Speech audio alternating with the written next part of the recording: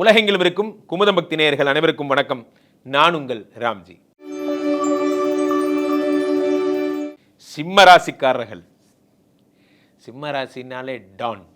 ஏன்னா யாரு யாரா அந்த பையன், நான் தான் அந்த பையன் அப்படிங்கிற மாதிரி சிம்மராசிக்காரர்கள் நீங்கள் எப்பவுமே தனித்துவமாக ஸ்பெஷலாக இருப்பீங்க.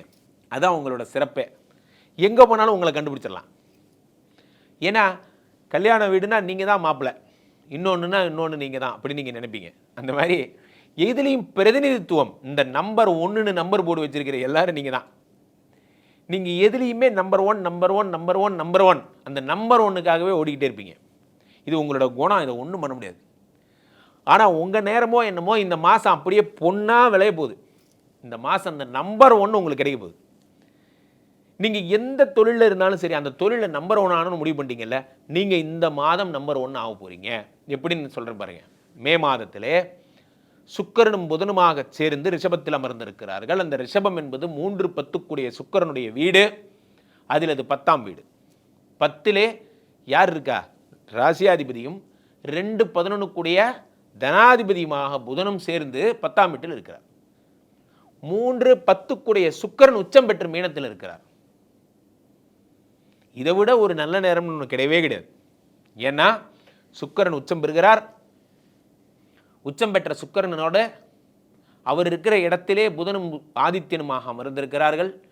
புதாதித்ய யோகம் உங்களுக்கு 10ஆம் இடத்தில் உண்டாகி உங்களுக்கு பல செல்வங்களை சேர்த்து போகிறது. அதாவது இந்த நம்பர் 1 நான் சொன்ன பாருங்க, அந்த இடத்தை நீங்கள் அடைவீங்க. ராசியாதிபதி 10ஆம் வீட்டில் இருக்கும் பொழுது 10ங்கிறது மக்கள் தொடர்பு, 10ங்கிறது கர்மஸ்தானம், 10ஆம் இடம் என்பது பெரும்புகழ் வரும் இடம், 10ஆம் இடம் என்பது உங்களுக்கு தொழில் வியாபாரம். ஸோ இத்தனை நல்ல விஷயங்கள் உங்களுக்கு ஏற்பட போகிறது. புதனுமாக சேர்ந்திருப்பதால், புதன் 2-11 தனாதிபதி லாபாதிபதி, பணத்தை அப்படியே கொட்டப்புறார். சிம்மராசிக்காரர்களுக்கெல்லாம் இருக்கின்ற ஆபத்துகளை சொல்லுகிறேன். ஃபர்ஸ்ட் ஆபத்து, உங்களுக்கு அஷ்டம சனி ஸ்டார்ட் ஆயிடுச்சு. இந்த அஷ்டம சனியை எல்லாரும் அஷ்டம சனின்னு சொல்லுவாங்க. நான் மட்டும் கொஞ்சம் மாற்றி சொல்வேன். உங்களுக்கு 6 சனி 8ல் மறைகிறார். சிம்மராசிக்கு 6 சனி அவர் 8ல் மறையும் பொழுது விபரீத ராஜயோகம் உண்டாகிறது. இந்த பாயிண்ட்டை ஏன் யாருமே பேச மாட்டேங்கிறாங்கன்னு எனக்கு தெரியல. சுக்கிரனை எடுத்துக்கிட்டிங்கனால எல்லாரும் என்ன சொல்கிறாங்க பதிவுகளில், 3-10 சுக்கிரன் உச்சம் பெறுகிறார், ஆனால் சுக்கிரன் 8ஆம் வீட்டில் மறைந்து விட்டார் என்பதால் சுக்கிரன் உங்களுக்கு தொழில் ஸ்தானம் மறைவுங்கிற மாதிரி சொல்கிறாங்க. ஆனால் அது அப்படி கிடையாது. 3-10 3 8ல் மறைந்தால் விபரீத ராஜயோகம். இப்போவும் சொல்கிறேன், கெட்டவன் கெட்டிடில் கிட்டிடும் ராஜயோகம். ஒரு கெட்டவன் கெட்டு போயிட்டா நல்லவனாயிடுறான். ஒரு கெட்டவன் கெட்டு போயிட்டானா நல்லவனாயிடுறான். கெட்டவன் திருந்தி நல்லது பண்ண ஆரம்பிச்சா எப்படி இருக்கும் தெரியுமா? அப்படி இருக்கும். நல்லவன் நல்லவனோட சேர்ந்து நல்லது பண்ணுறது ஒரு டைப்பு, கெட்டவன் திருந்தி நல்லது பண்ணுறது ஒரு டைப்பு. ரெண்டுமே நல்லது தான். ஆனால் கெட்டவன் பண்ணுறது நிறைய தெரியும். ஏன்னா அவனுக்கு நல்லதும் தெரியும் கெட்டதும் தெரியும். நல்லவனுக்கு நல்லது மட்டும் தான் தெரியும். ஸோ 3 8ல் மறையும் பொழுது விபரீத ராஜயோகம் உண்டாகிறது. அதை பேசணும். தொழிலில் உச்சம் பெறுகிறீர்கள். தொழிலில் உச்சம் பெற்றுட்டா என்ன ஆகும் சொல்லுங்கள்? தொழிலில் உச்சம் பெற்றால் என்ன ஆகும்? பணம் வரும். பணம் வந்தால் என்ன ஆகும்? வாழ்க்கை மாறும்.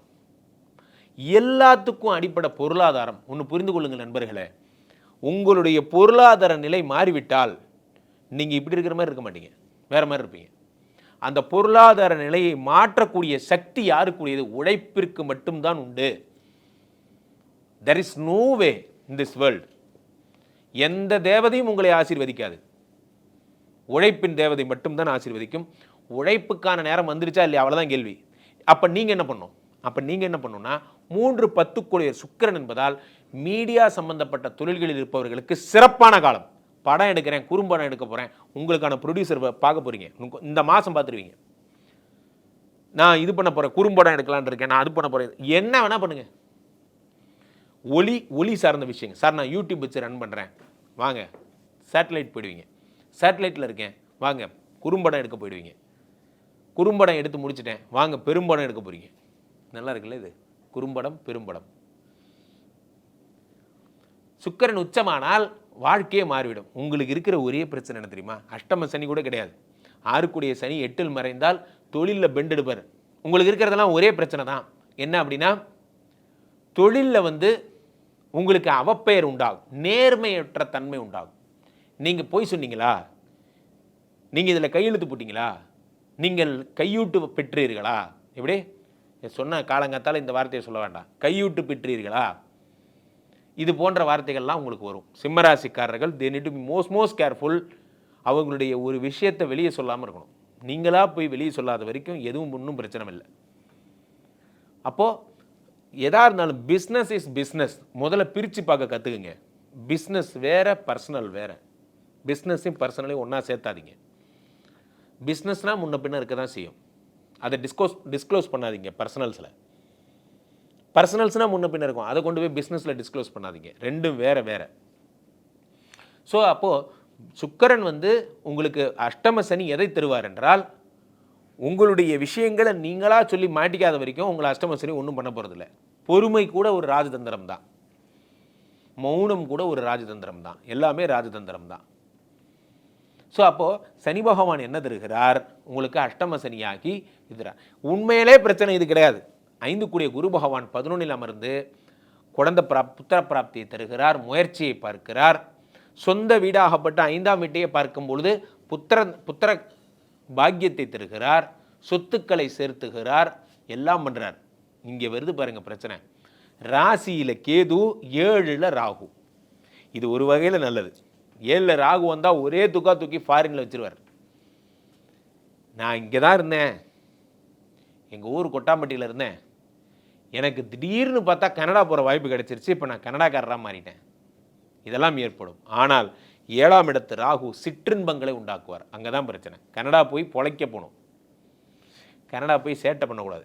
7ஆம் வீட்டில் அமர்கின்ற ராகு உங்களுக்கு புதிய புதிய பெண்களால் அல்லது சிற்றின்பம்னு சொல்லக்கூடிய இந்த மாதிரி மது மாதிரியான விஷயங்கள் போன்றவற்றெல்லாம் இன்ட்ரடியூஸ் பண்ணுவார். உங்களை எதெல்லாம் கொடுத்தா கெடுக்க முடியுமோ அதெல்லாம் கொடுப்பார். பார்ட்டி பண்ணுறது, ஃபன் பண்ணுறது எல்லாம் பண்ணுவார். இது பக்கம்லாம் போகாமல் தொழிலை மட்டும் பார்த்துக்கிட்டு இருந்தீங்கன்னா ஜெயிக்கலாம். இது ஒன்று தான் உங்களுக்கு ஆபத்து. ஒரு சுகமான ஆபத்து தான், இருந்தாலும் அது ஆபத்து. கெட்ட விஷயங்கள் சுகமாக தான் ஆரம்பிக்கும், அப்புறமா தான் சுவாகமாக மாறும். பெண்களால் ஆபத்து வரும், ஜாக்கிரதையாக இருங்க. பெண்களால் ஆபத்து வரும். மீண்டும் சொல்லுகிறேன், தேவையில்லாமல் எந்த பெண்கள்ட்டையும் பேசாமல் இருக்கிறது நல்லது. ஆண்களோடையே பேசுங்க, பெண்களோடையே பேசுங்க. இது ஒரு கைண்ட் அட்வைஸ். மீண்டும் ஒரு நல்ல பதிவில் சந்திப்போம். நன்றி, வணக்கம்.